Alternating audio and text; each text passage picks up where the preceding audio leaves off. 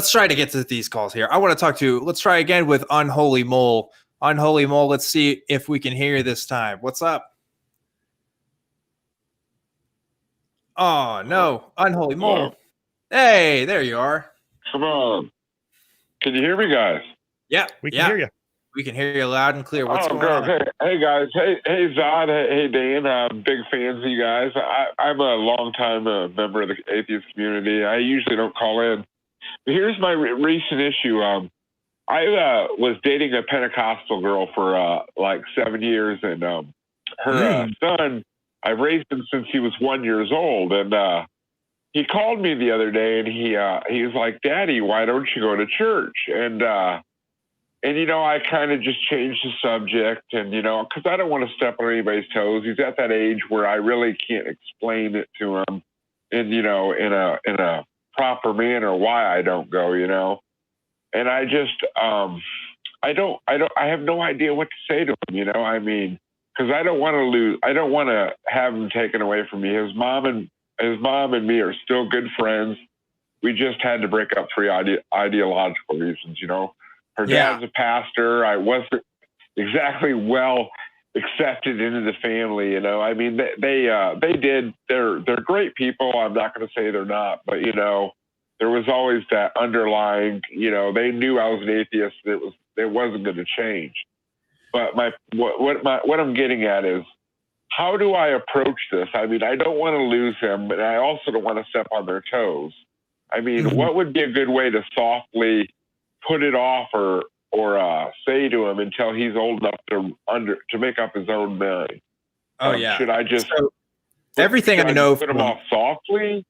Yeah, I've worked with kids in different capacities throughout my career, and so like the thing about kids that age especially is they can't differentiate from this is what mom believes, this is what dad believes, and this is what I believe. A lot of times they'll think like that what dad believes is true because dad believes it. Like they have problems of kind of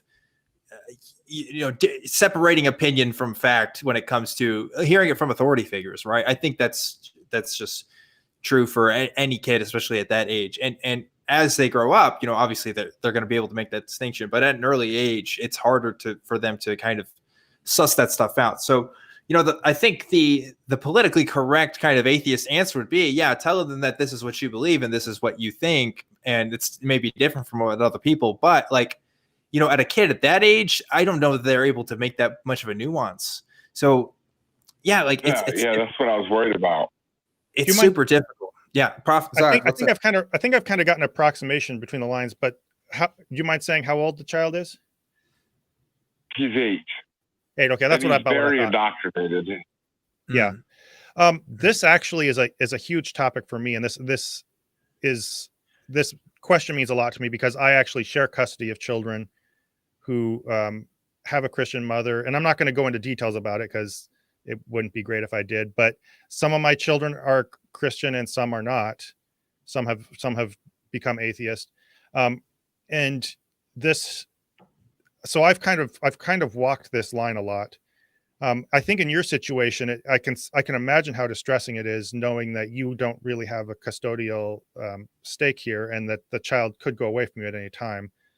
I haven't dealt with that, but I still deal with the impact of what my words could be upon a Christian child, and how I navigate both what the mother's going to think and how the child's going to receive it at about close to that age with some of them. I would say, I guess if I were to say the first thing, it would be make sure you're having a conversation with the mother about how you address this. Is that something that's ongoing? If you could answer briefly.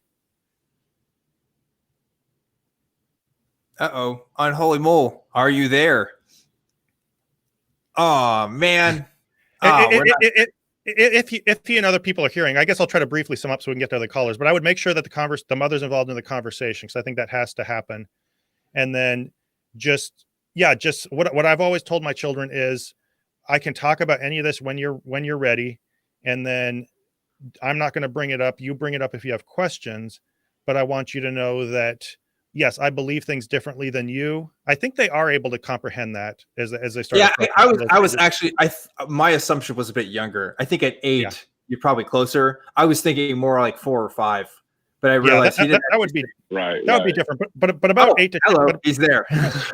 Cool. yeah, when they get to 8, you need to put it pretty softly and very literally, but you can say, I believe, I just don't believe in that. I understand that you do. That's totally fine that you do. I'm going to love you and care about you just as much and have just as much respect for you and be just as proud of you, even if you're still a Christian. Yeah. And that doesn't mean Right. anything to Right. me. That's what I'm going. What kids need is to feel safe with both parents and to feel that they don't need to choose sides between parents. Yes. And as long as the two of you Right. can Yeah, make the 'cause- child understand that, that's the most important thing. Mm-hmm. Yeah, because I don't want to alienate his parents or his family or anything like that. So that's how I've been going about it. Yeah, but you also want to be true to yourself too. Like you don't want to, and you're a potential to be a good role model. Like you're a potential to be a good person in their life that doesn't have those beliefs. So yeah, I'd say it's tricky. But I already know. I don't know anything about this woman or her beliefs, but just from you telling me that they're Pentecostal, that tells me that there's a good chance they're just gonna say, yeah, this is the truth, and you're gonna listen to this. Because that's pretty. I think that's pretty typical amongst Pentecostal stuff. So it's like it's an uphill battle, and for sure.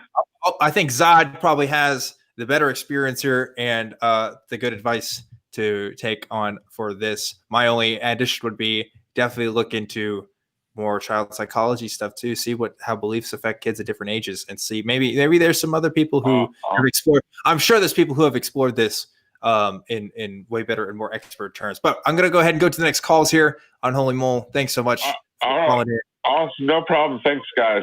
Yeah, Love you guys, buddy. Bye-bye. Thank you, man. Really appreciate it. That just makes me sad because that's a story that happens a lot. And yeah, I mean, you can relate to that too, Zod. And it's like, I didn't grow up like that. I don't know. Even though I have custodial rights, that's still a huge source of anxiety, is how is this child going to react to you and what's the relationship going to look like? Mm-hmm. And I think just making sure it's a safe situation for the child, that they don't feel torn or that they feel like your approval is not at stake with what they believe. But then in Holy Mole's situation, definitely communicate with the parents and the mother particularly, and make sure that they're on board with how you're communicating. Because if you're afraid that the relationship with the child is at stake, I think that's something you really need to make sure is happening on an ongoing basis. Yes, for sure. I agree. We got 2 more calls.